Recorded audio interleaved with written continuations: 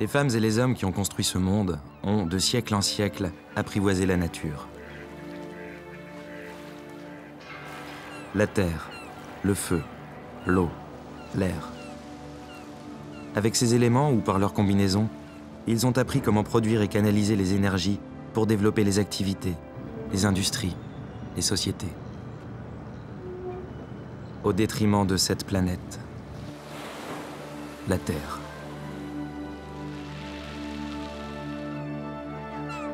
Car la Terre se réchauffe, l'environnement naturel se dégrade, la biodiversité dépérit. Le changement climatique devient plus que jamais une préoccupation pour l'avenir de la planète.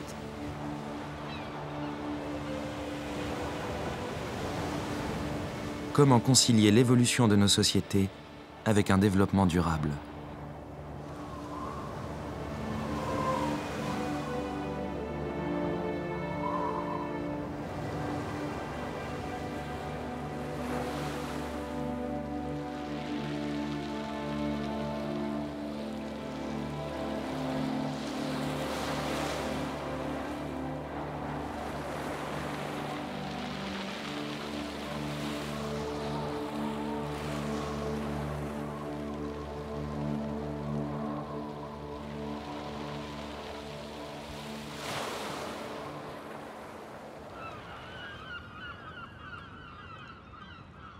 Je pense qu'il faut bien comprendre que les questions énergétiques sont au cœur de nos sociétés.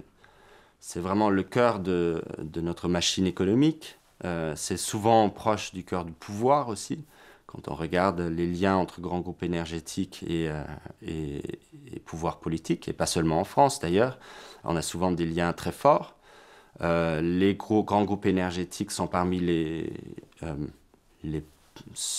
plus cotés en bourse au niveau mondial. Donc c'est des groupes qui historiquement occupent une place très importante dans l'économie mondiale.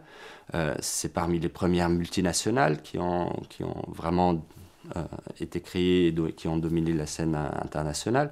Donc en fait, on est vraiment au cœur de nos sociétés modernes, au cœur du capitalisme. Et donc changer ça, effectivement, je pense que c'est difficile.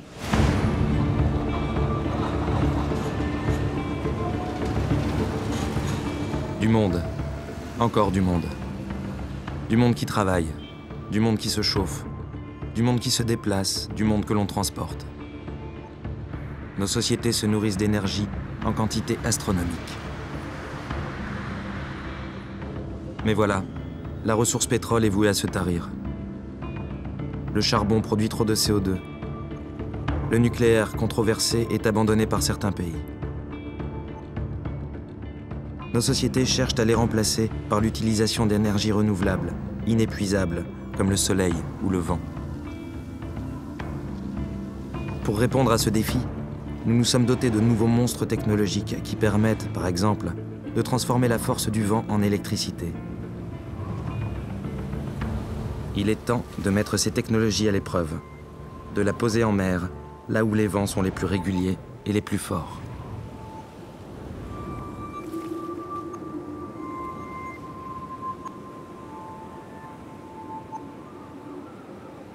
Avec 15 ans d'expérience dans l'éolien en mer, on s'est dit pourquoi en France il n'y a toujours pas de projet éolien en mer alors qu'il y a beaucoup de vent, alors qu'il y a des faibles profondeurs, alors qu'on a des infrastructures portuaires et un réseau électrique tout à fait dimensionné pour attirer ce type de projet.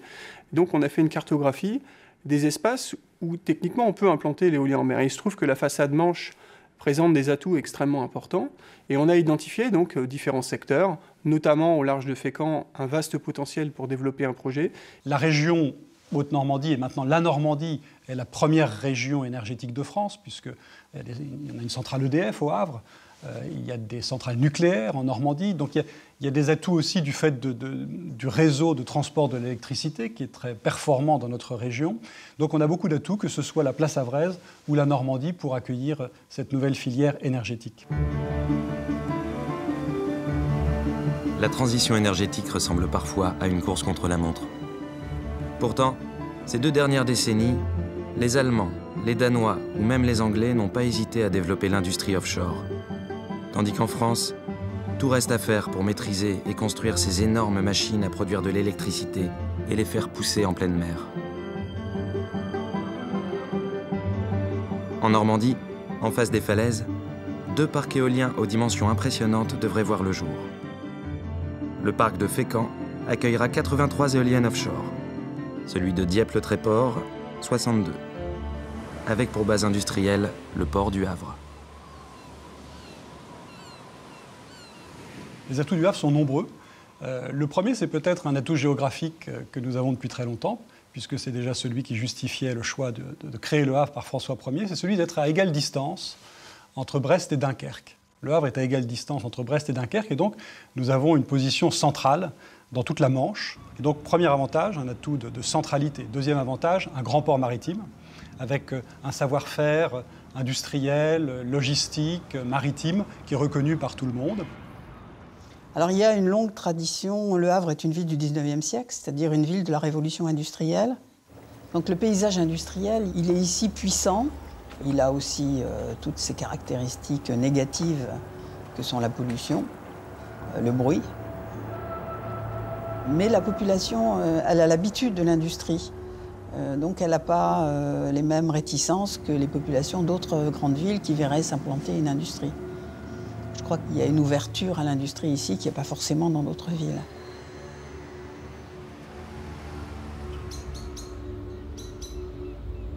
Créé par François Ier en 1517, le port du Havre, d'abord port de guerre, s'est mué au fil des siècles en port de commerce et d'industrie. À la veille de la Seconde Guerre mondiale, le Havre est le premier port de France pour l'importation du café, du coton, des bois tropicaux et, par ses négociants et sa bourse, une place de commerce international. Principal port français des voyages transatlantiques, il connaît l'âge d'or des grands paquebots jusque dans les années 60. Parallèlement commencent à se développer les importations de pétrole, de charbon, de minerais, lesquels annoncent des temps futurs et l'accueil de nombreuses industries énergétiques comme la pétrochimie.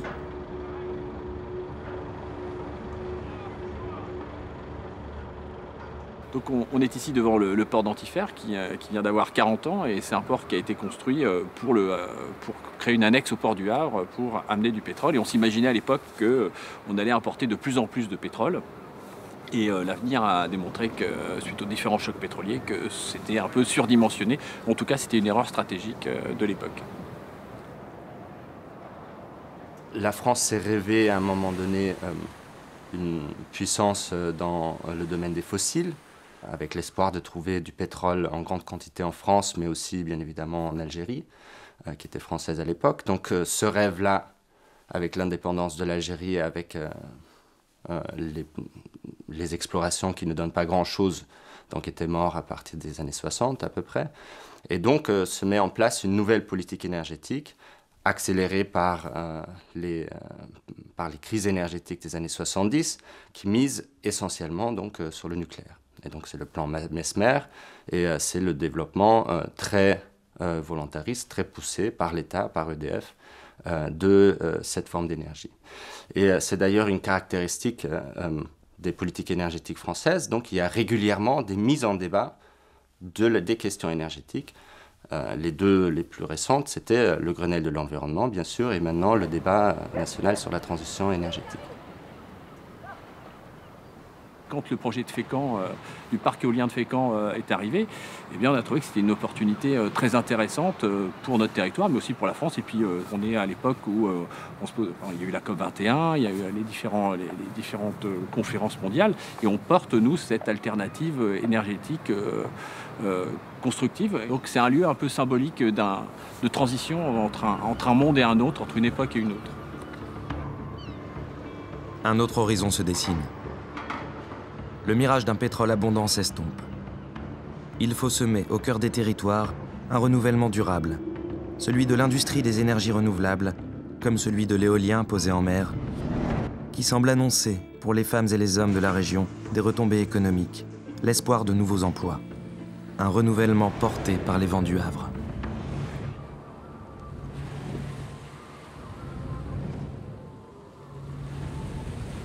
Il y aura énormément d'activités industrielles liées à ce projet. La première activité, ce sera pour la fabrication des éoliennes elles-mêmes. C'est Adwen, la co-entreprise entre Areva et Gamesa, qui va fabriquer les machines et qui a prévu d'installer ces usines de fabrication au Havre, en Normandie. Donc eux vont construire les machines et ensuite elles seront acheminées par voie de mer pour être installées sur la zone de Dieppe-le-Tréport.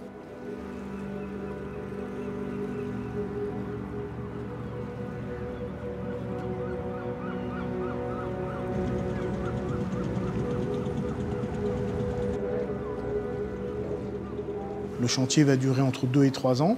C'est 1500 emplois au total qui seront mobilisés pour la phase de construction, donc à la fois la construction des machines et l'installation du parc en mer. Et ensuite, il y a 25 ans d'exploitation et de maintenance du parc qui, elles, seront assurées localement depuis les ports de Dieppe et du Tréport, avec des entreprises locales qu'on va associer à nos marchés d'exploitation et de maintenance.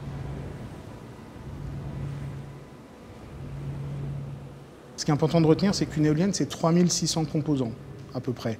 C'est presque plus de composants qu'il y a dans une voiture. L'objectif que nous avons, notre groupement, c'est de faire en sorte que le maximum d'entreprises françaises puissent participer et puissent fournir les pièces nécessaires à la fabrication de la machine.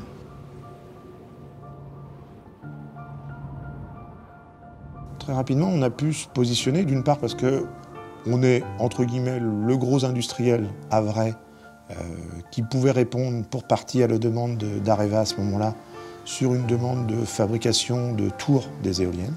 Donc rapidement, on a pu en effet, assez vite, signer un accord. Il y a des choses qui vont se faire. Inévitablement, ils vont se faire. L'activité appelle l'activité. Donc s'il y a de l'activité qui se crée sur le port pour mettre en place, construire des nacelles d'éoliennes, pour transporter des mâts d'éoliennes, pour faire de l'ingénierie, pour faire de la construction, inévitablement, il y aura des éléments qui vont tomber.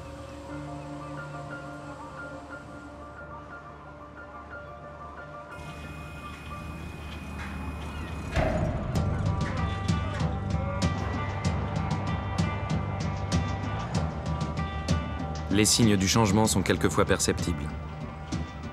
Ce sont des signes précurseurs, comme ce mât de mesure et ses capteurs, premier jalon d'une chaîne qui pourrait mener à la naissance d'une nouvelle industrie.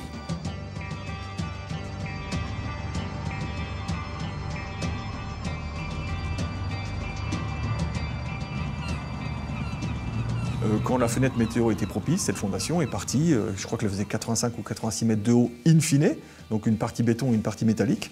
Elle a été mise en flottaison, elle a été amenée en flottaison avec des remorqueurs et mise sur site, je crois que c'était au printemps 2015.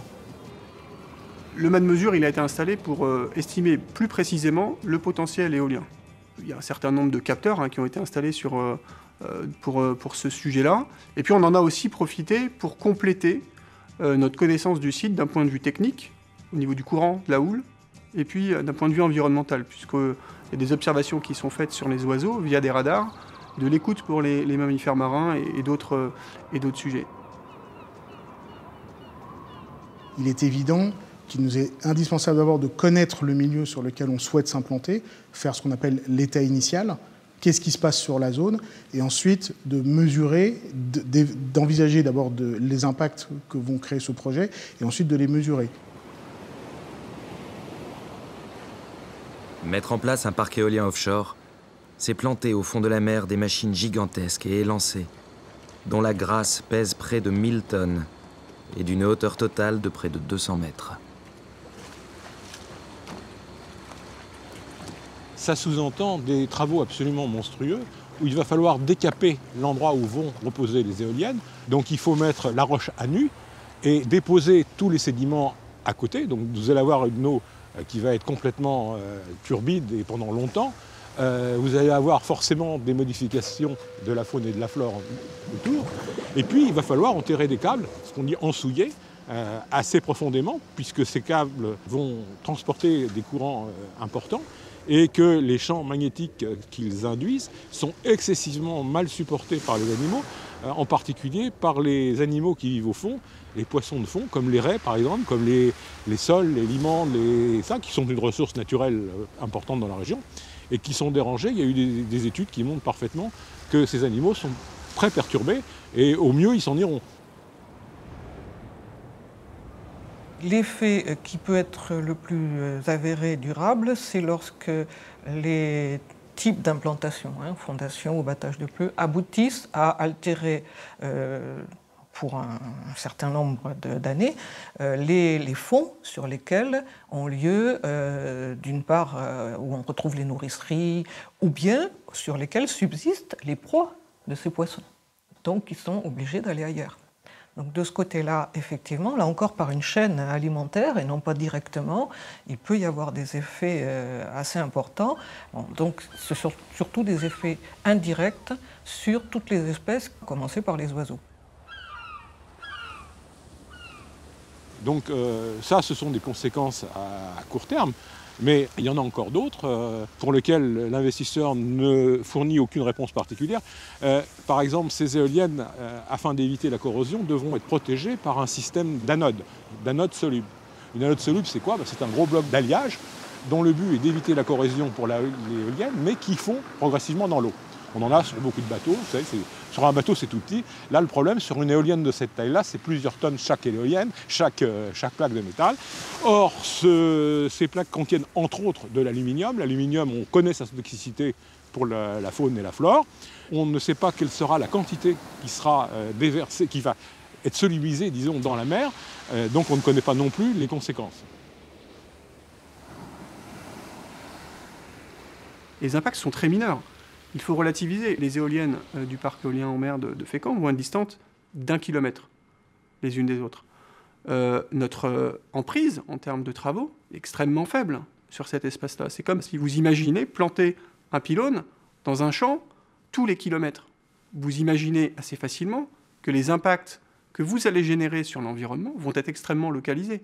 Et tous ces impacts-là sont étudiés dans une étude d'impact où on fait intervenir des spécialistes sur l'ensemble des phases de construction des fondations, d'installation des fondations, de pose des câbles, sur la turbidité de l'eau, sur l'impact sur les mammifères marins, sur les oiseaux, sur l'hydrodynamique. Est-ce qu'on vient modifier ou non le courant? Est-ce qu'on va avoir un effet sur la houle? Est-ce que les modifications locales du courant vont générer une modification du trait de côte? La réponse est non. Et donc l'ensemble des résultats démontrent assez naturellement que les impacts sont extrêmement faibles sur l'environnement.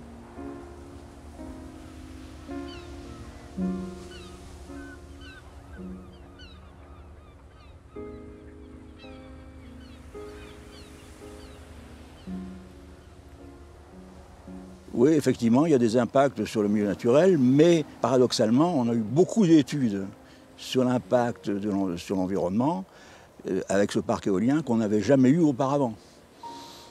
Et on a eu des travaux très importants qui vont nous servir de base pour le suivi de la faune, de la flore et des poissons qu'on n'avait pas. Et qui n'avaient jamais été faits pour le nucléaire, par exemple. Le problème étant que ces études, comme celles pour d'autres projets, cherchent à aborder le plus d'aspects possible, mais pâtissent du manque de connaissances qu'on a sur les milieux marins. C'est un problème grave, et ces projets, du coup, se retrouvent aborder des problèmes d'impact en n'ayant pas tout à fait les connaissances pour pouvoir les évaluer.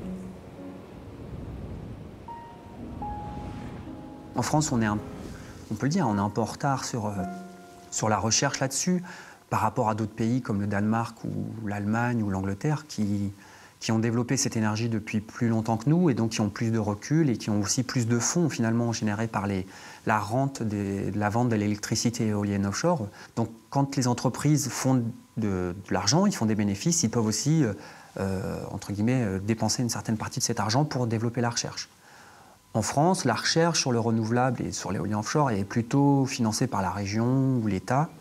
Donc la région Normandie, enfin Haute-Normandie à l'époque et Normandie maintenant est assez partante là-dessus. Donc effectivement, au niveau des partenariats avec les entreprises, c'est encore un petit peu en attente. Ce qui se fait ailleurs, par exemple, quand on regarde en Allemagne, par exemple, bien que ce ne soit pas forcément un exemple, mais quand même, on arrive à trouver des endroits où des gens d'origine diverses, des industriels, des ingénieurs, des universitaires, de compétences variées, arrivent à se regrouper pour traiter un sujet d'intérêt commun. Et ça, en France, je trouve que c'est difficile aujourd'hui.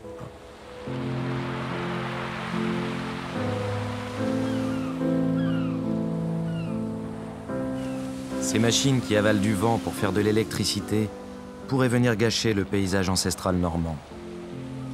Car si les impacts peuvent toucher un paysage invisible, celui des fonds marins et de leur faune, ils laisseront également une trace sur l'horizon, si caractéristique du littoral normand qui marie la terre et la mer, les falaises et l'océan.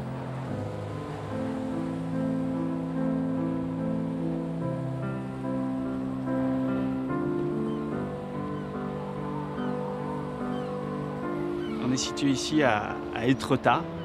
Bon, est-ce que Étretat doit être présenté? C'est vrai qu'elle est connue dans le monde entier. Pour les gens qui ne connaîtraient pas, c'est un village côtier qui est situé sur la côte d'Albâtre, en Seine-Maritime, et qui est très connu grâce à son paysage, un paysage singulier, qui est composé d'une falaise haute d'environ 100 mètres, une falaise en craie et en silex, avec des arches et des aiguilles. Et à Étretat, le développement de ces énergies, et notamment de l'éolien offshore, va venir contrarier les objectifs de protection des paysages.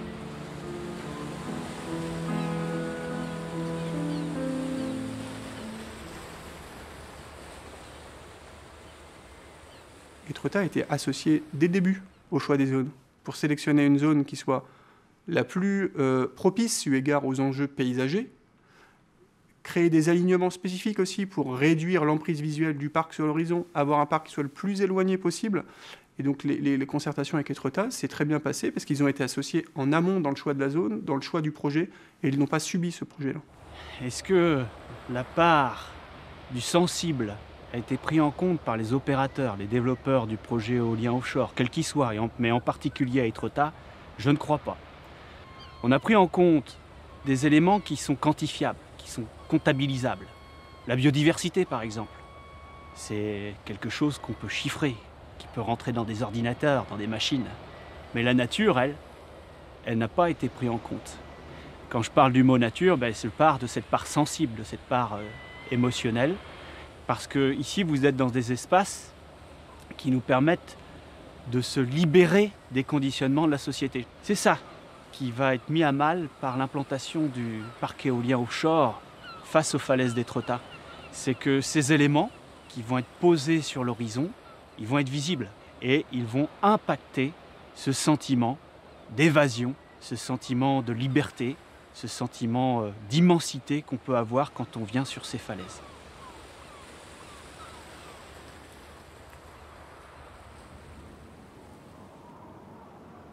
Le paysage, c'est la vision temporelle de notre société. On a développé l'automobile, les moyens de transport, les routes sont apparues, des chemins de fer sont apparus. On est dans une situation aujourd'hui environnementale, je pense que tout le monde fait le constat, qu'il y a nécessité de développer les énergies renouvelables. L'impact, certes, quoi que l'on fasse, on aura un impact sur l'environnement. Toute source de production d'énergie a un impact sur l'environnement. Si on repart très longtemps en arrière avec les moulins avant, dans la Grèce presque antique, en fait, là on les voit comme un monument historique, mais à l'époque c'était un impact. Donc je veux dire, faire de l'énergie avec un impact nul, vraiment zéro, c'est impossible. Cet impact, il faut reconnaître aussi qu'il est limité parce que les parcs éoliens sont au minimum à 12, parfois plus, à 12, 14, 15 km des côtes. J'ajouterais qu'on est dans une région où la visibilité, peut-être au moins la moitié des jours de l'année, ne permet pas de voir à plus de 10 km. Et donc il y a beaucoup de jours de l'année où le paysage, tel que le vivront et tel que le verront les gens, que ce soit les habitants ou les visiteurs, ne sera pas modifié. Et par ailleurs, les retours d'expérience qu'on a notamment de parcs éoliens en mer à l'étranger, il y a des pays en Europe, proches de chez nous, la Belgique, le Danemark, l'Allemagne, qui ont des projets de parcs éoliens depuis 20 ans installés, et ont constaté, au contraire, le développement d'une activité touristique différente, autre, qui ne vient pas remplacer ou annuler l'activité touristique préexistante, mais un marché de niche sur le développement du tourisme lié à la curiosité et à l'intérêt pour ces projets.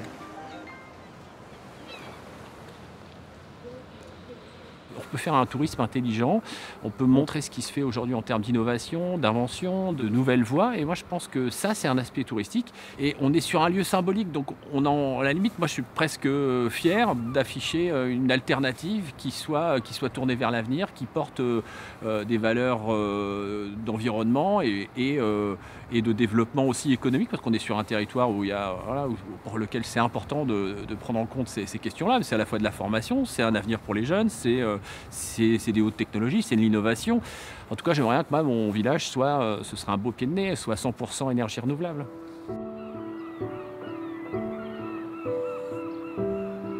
L'occupation des sols marins par un parc industriel au large des côtes, c'est aussi une source de revenus pour les collectivités territoriales, et donc pour les communes du littoral qui, en covisibilité, flirteront en permanence et pendant 25 ans avec les éoliennes posées au large.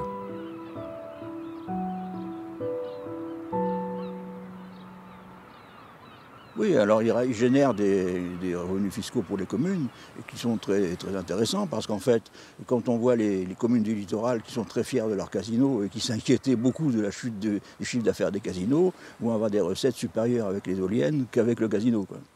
On sait qu'on doit à peu près 7,5 millions par an de taxes, dont la moitié iront aux communes littorales. Fécamp, à peu près 1 million d'euros par an, qui seront versés pendant 25 ans. Donc effectivement, c'est un sujet important pour les communes littorales. Ça va servir à quoi cet argent-là? Je pense que notre littoral a besoin d'une attention, une protection particulière, il est fragile. Donc on a intérêt, à mon avis, à réfléchir collectivement sur la mise en œuvre d'un espace touristique. Et on pourrait imaginer que toutes les communes concernées aient un projet politique commun pour valoriser ce territoire.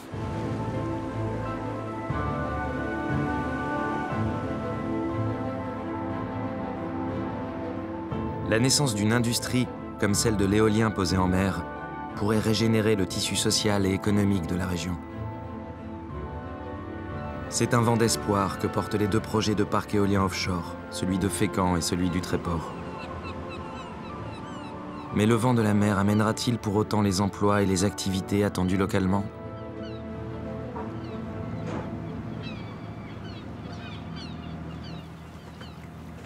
L'avenir pour nous, c'est la possibilité d'être une base de maintenance pour entretenir ces éoliennes qui seraient en mer au large.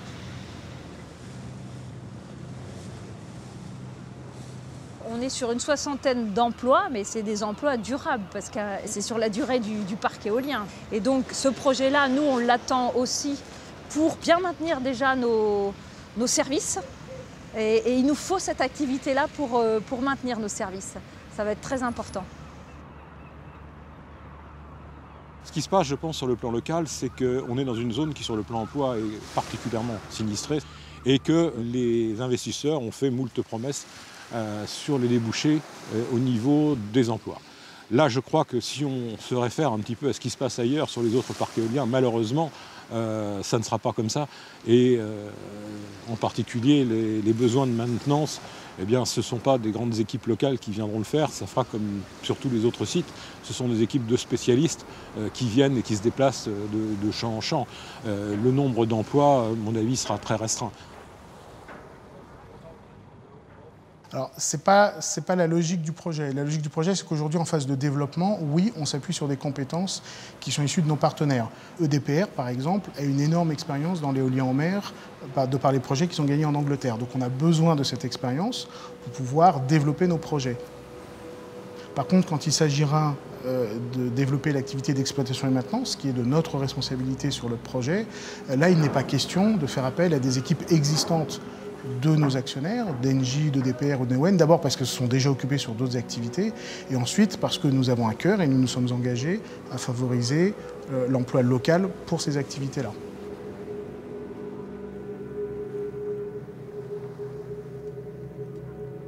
En s'installant en face des falaises, les 2 parcs éoliens de Fécamp et du Tréport se poseront de plein pied dans la Manche, avec les bateaux et les navires, ajoutant une activité supplémentaire dans un cadre marin déjà bien exploité.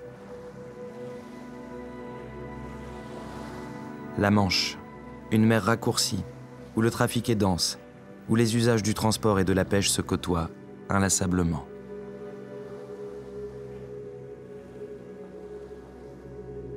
Il y a des enjeux de sécurité très très importants puisque la Manche est la mer la plus traversée au monde, donc avec un trafic, le trafic le plus dense qui existe au monde, des bateaux qui se succèdent les uns derrière les autres pour passer dans ce qui est une autoroute maritime, et puis aussi des bateaux qui croisent dans l'autre sens, qui sont les ferries transmanche qui relient la France au Royaume-Uni ou à l'Irlande. Donc un trafic maritime très très important, et il faut prendre en compte le risque que représenterait un navire en perdition, un navire qui aurait subi une avarie, et imaginer que ce navire puisse se retrouver dans un parc éolien. Tout ça doit être imaginé, doit être pris en compte en amont, et donc les services de sécurité qui relèvent de l'État se soucient bien entendu de cette question-là. Cette voie est la voie maritime mondiale où se transporte le plus de produits jugés dangereux. Donc c'est absolument énorme. Un bateau arrivant dans ce champ d'éoliennes, ce serait une catastrophe et une pollution absolument majeure, et en plus relativement proche des côtes, avec le vent qui ramènerait tout à la côte. Donc je crois qu'on ne peut pas nier le danger de cette menace.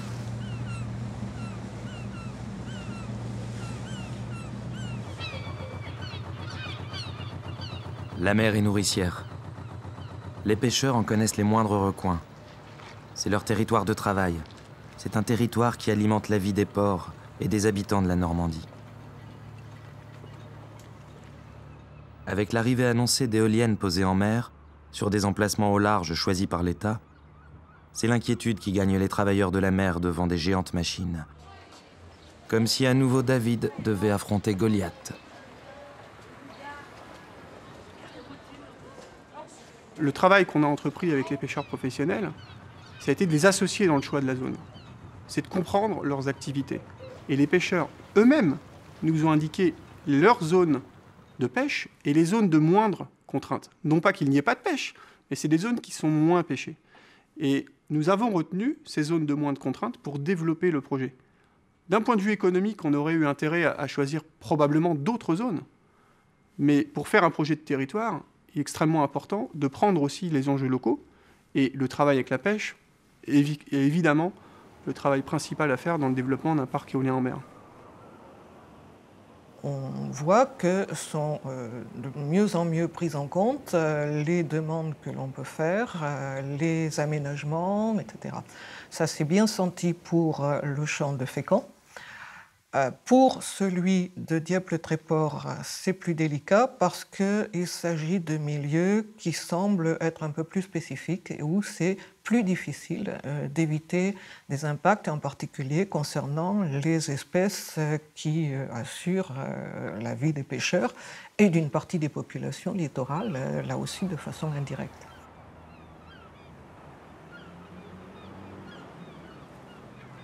Il se trouve que dans le secteur qui est à l'est du nord de Dieppe, vous avez des remontées de fond assez conséquentes, ce qui produit une richesse assez exceptionnelle de la zone. Voilà. Au niveau halieutique, il y a de tout dans cette zone, des poissons plats, des poissons ronds, et bien sûr des crustacés, des coquillages. Donc tous les bateaux qui se trouvent dans la Manche Est vont essentiellement sur ces zones-là, parce que c'est la zone la plus riche de nos secteurs. Ce chantier de mise en place d'éoliennes dans une zone aussi fertile que cette zone halieutique, eh bien, va perturber les fonds et donc perturber les espèces. On s'adresse à du vivant. Si on commence à battre des pieux dans le fond de la mer dans un secteur pareil, eh bien, on ne sait pas du tout vers quoi on va. Nous, ce qu'on sait, parce qu'il y a déjà quand même des choses qui ont été faites à ce niveau-là, au niveau de l'éolien en mer du Nord. Ce sont des secteurs où, déjà pendant les chantiers, vous n'avez pas le droit de travailler. Donc voilà, c'est des zones d'exclusion. Après le chantier, ce qu'on sait, c'est que, par exemple, en mer du Nord, on interdit à la pêche d'y aller. Voilà. Effectivement, l'impact le plus important sera sans doute pendant la phase chantier. On a bon espoir que pendant la phase d'exploitation et maintenance, la grande majorité des activités de pêche pourront être maintenues. L'État s'est déjà exprimé en ce sens. La préfecture maritime a déjà donné des indications qui laissent à supposer que l'activité de pêche sera maintenue. Des aménagements peuvent être discutés avec la pêche professionnelle pour pouvoir éventuellement libérer certaines zones ou en tout cas proposer une implantation du parc qui soit la plus favorable au maintien des activités de la pêche. Vous savez, les éoliennes, on a proposé d'autres endroits. On a proposé une zone à l'ouest de Dieppe. Voilà, c'est tout. On ne demande pas à tout interdire. Depuis 10 ans on peut appeler ça un combat maintenant, 10 ans de perte de temps, parce que, si vous voulez, si ça avait été compris dès le début, eh bien, on n'en serait pas encore à discuter sur ce dossier-là. Voilà. C'est quand même grave ce qui se passe. C'est que vous avez des politiques, vous avez des promoteurs qui ne tiennent pas compte de ce qui se passe en mer. Et on nous parle d'environnement. Ces éoliennes posées en mer qui rayent l'horizon, sont-elles des cicatrices nécessaires? Sont-elles le prix à payer pour aller vers une énergie renouvelable? À l'horizon 2020, ce sont environ 1200 éoliennes offshore qui devront être installées en mer sur le littoral français pour atteindre l'objectif prévu par la loi de la transition énergétique.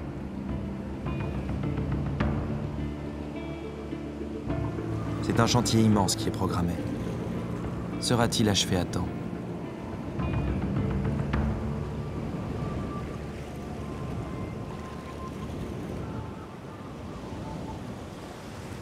Nous pensons que ces éoliennes industrielles n'ont aucune efficacité et que leur prix est totalement prohibitif. En effet, le contrat prévoit le rachat par le pays de toute l'électricité produite 5 fois le cours du marché à peu près. Aujourd'hui, l'éolien en mer, c'est 200 € du mégawattheure. Donc elle est plus chère que le prix moyen d'électricité. Alors, ce prix-là, 200 € du mégawattheure, il est à comparer à l'étranger par rapport à les prix pratiqués à l'étranger. En France, on est à 200 € pour le premier appel d'offres et le deuxième appel d'offres. À l'étranger, aujourd'hui, les prix qui sont pratiqués sont entre 95 € et 130 €. Pourquoi une telle différence? Cette différence, elle s'explique par le lancement d'une filière.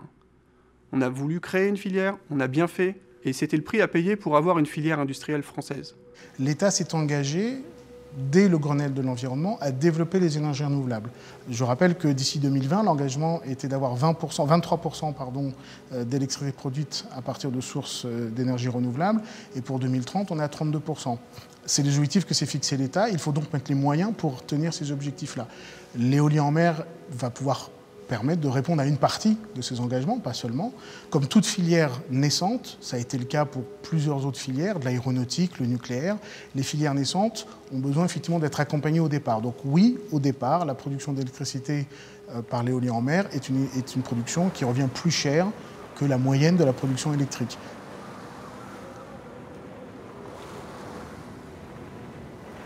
Pourquoi ça s'est développé? Parce que les subventions sont très importantes sur l'éolien, et c'est vrai que le subventionnement prohibitif des éoliennes fait que, pour les investisseurs, c'est une mine d'or.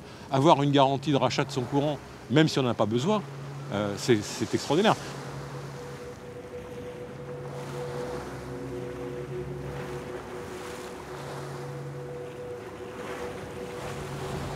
Maintenant, il y a quand même, je pense qu'il y a des lueurs d'espoir quand on regarde comment de petites mesures, comme justement cette question de tarif de rachat, peuvent bouleverser des systèmes énergétiques en assez peu de temps. L'Allemagne, par exemple, dans les renouvelables, elle est passée de 6% en 2000 à 30% aujourd'hui. Quand on regarde au niveau européen, le Danemark, le Portugal, l'Autriche, sont soit proches des 50% de renouvelables dans le bouquet électrique, soit l'ont déjà dépassé. Et donc, c'est possible de changer les systèmes énergétiques. L'espoir se partage. D'autres ont pris le vent à leur compte et ont maintenant le vent en poupe. Le retard s'accumule. Il ne s'agit même plus de transition, mais bien plutôt de tournant énergétique.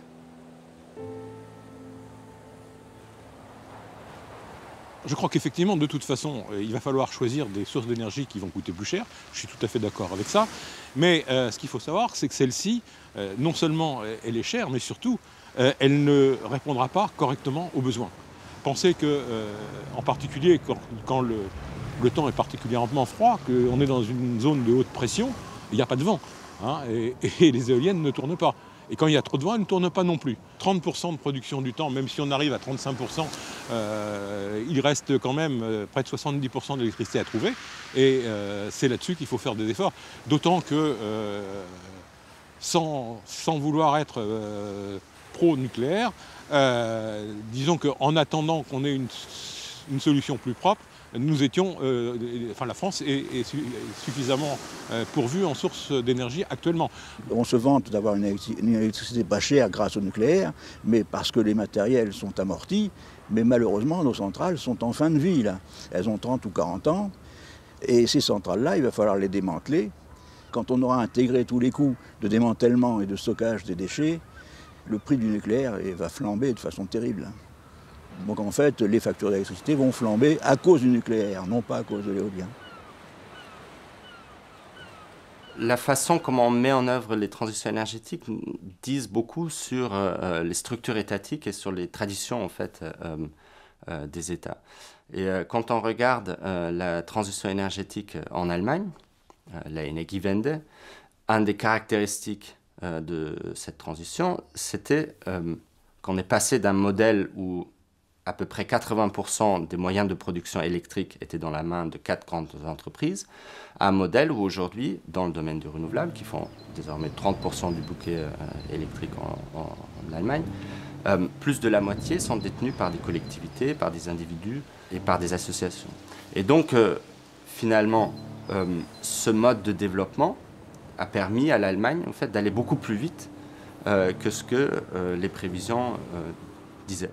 En France, en revanche, avec cette tradition d'un État très fort dans les politiques énergétiques et avec un développement des moyens de production énergétique très centralisé, finalement, ce développement n'a pas eu lieu. Et ça a plusieurs raisons, notamment au niveau réglementaire. On a tout fait pour empêcher, au fait, que ça se passe comme ça. Et donc, on peut presque dire qu'il y a une certaine forme d'affinité entre structures étatiques et certaines technologies énergétiques. Disons que le nucléaire est à la fois en termes organisationnels avec EDF, en termes de structure étatique avec les grands corps d'État et en termes de présence dans le débat énergétique de façon générale, incontournable en fait, dans ces questions en France. Et donc, chaque fois qu'on ouvre un débat, même si ce débat porte sur le renouvelable ou porte sur autre chose, porte sur le changement climatique, on revient à la question du nucléaire. Et donc, un des grands facteurs qui bloque aujourd'hui des avancées en France sur ces questions-là, c'est un consensus sur ce qui va se passer au fait, avec le nucléaire, quelle sera sa place dans le futur mix énergétique. Donc aujourd'hui, on est dans une bataille au niveau européen sur la voie à suivre entre ceux qui veulent généraliser une transition énergétique basée sur les renouvelables en Europe et ceux qui tiennent à leur modèle énergétique et à la souveraineté sur les choix énergétiques au niveau national.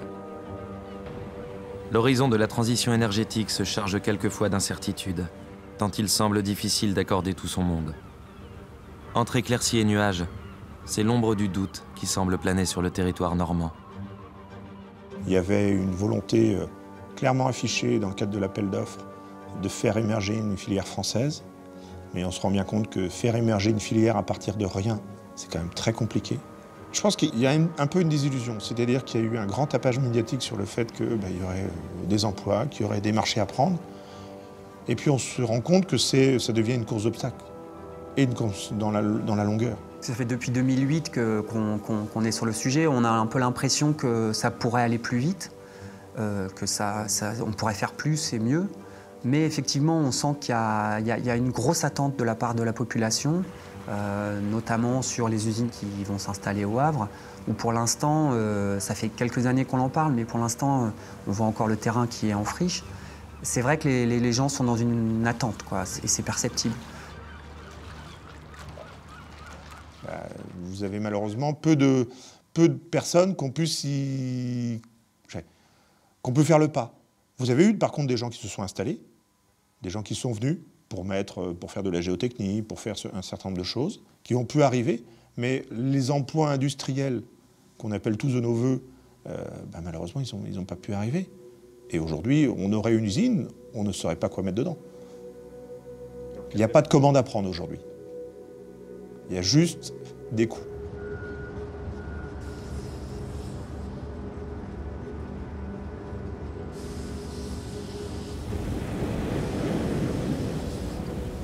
On comprend parfaitement cette inquiétude. Et il est vrai que c'est déroutant pour ces entreprises-là qui ne comprennent pas nécessairement la durée de ces projets. On a effectivement, à l'issue de l'appel d'offres, pas d'autorisation pour pouvoir construire le parc éolien en mer. Pourquoi? Parce que nous devons faire un certain nombre d'études qui durent un certain nombre d'années et demander des autorisations. Mais entre 2012 et 2016, ça a été cette période-là. Quand on regarde au Danemark, où vous sortez d'appel d'offres, vous avez l'ensemble de vos autorisations et vous n'avez plus qu'à construire. Donc c'est une différence significative en France par rapport à ce qu'on constate à l'étranger. C'est cette lourdeur administrative qui est en train d'être simplifiée, mais qui doit encore aller plus loin par rapport à ça pour qu'on puisse gagner du temps, sécuriser les projets. Sécuriser les projets, c'est un aspect extrêmement important qui permettra également de baisser les coûts. Finalement, on doit se demander aujourd'hui, je pense, face aux problèmes écologiques, face aux problèmes du changement climatique, face à la nécessité au fait de changements radicaux dans la manière dont nous produisons l'énergie, est-ce qu'il n'y a pas une contradiction profonde entre cette nécessité de transformer, qui finalement ne peut être impulsée que par l'État, qu'ils détiennent ou pas d'ailleurs les groupes, soit par la voie réglementaire, soit parce qu'il détient, parce qu'il est actionnaire principal, cette croyance dans le libre marché qui réglerait tout seul les problèmes auxquels nous sommes confrontés. Je pense que, pour le dire clairement, la transition énergétique nécessite un État stratège. Quelle voie emprunter? Comment concilier concurrence internationale et industrie nationale? Le chemin de la transition énergétique est semé d'embûches. Et il est difficile de dire si, en dépit des obstacles, le vent l'emportera.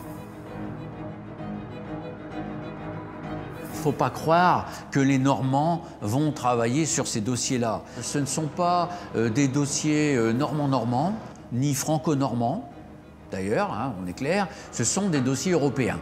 Ces gens-là cherchent simplement à continuer leur activité. Et cette activité-là, eh bien évidemment, vous avez des hangars complets d'éoliennes au Danemark, en Allemagne, qui n'attendent qu'une chose, c'est d'arriver sur des zones exploitables. Pour le moment, ce qui nous est dit, c'est que les usines prévues au Havre devraient effectivement y être implantées. On ne nous parle plus du complexe de recherche à Rouen.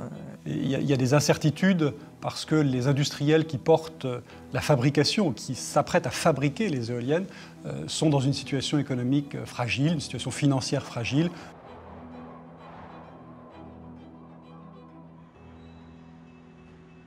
Alors, on peut dire à la fois qu'il y a des choses qui sont rassurantes, c'est-à-dire que les débats publics se passent, les autorisations semblent arriver, et on va rentrer quand même, et vous le direz certainement, dans une grande phase d'inconnu, qui est les recours. Et cette période de recours, aujourd'hui, d'après certains, c'est estimé entre 3 et 6 ans. Quoi qu'il se passe. Entre 3 et 6 ans, les autres pays européens auraient réussi à installer un champ éolien offshore.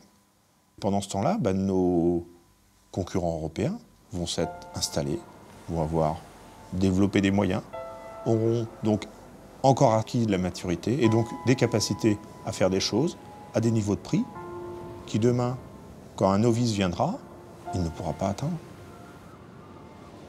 Et aujourd'hui, la grande désillusion de l'éolien, ça va être ça. C'est-à-dire que comment pour un novice atteindre tout de suite les prix de marché?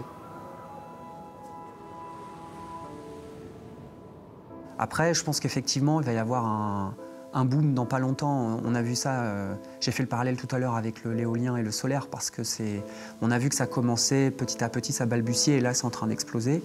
Et ben on pense que ça va faire de même avec l'éolien offshore où quand les premiers parcs vont être installés, ça va ça va ramener beaucoup de boulot et ça va se voir et ça va mettre du baume au cœur en fait.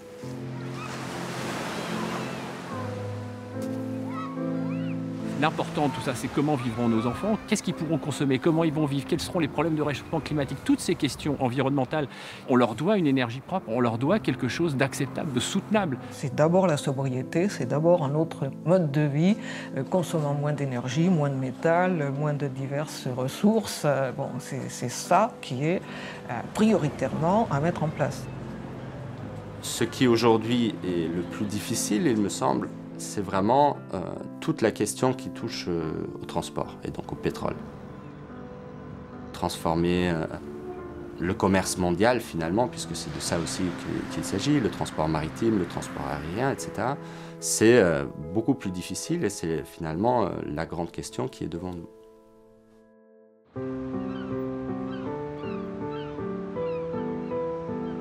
Les actions pour lutter contre le réchauffement climatique fusent de toutes parts.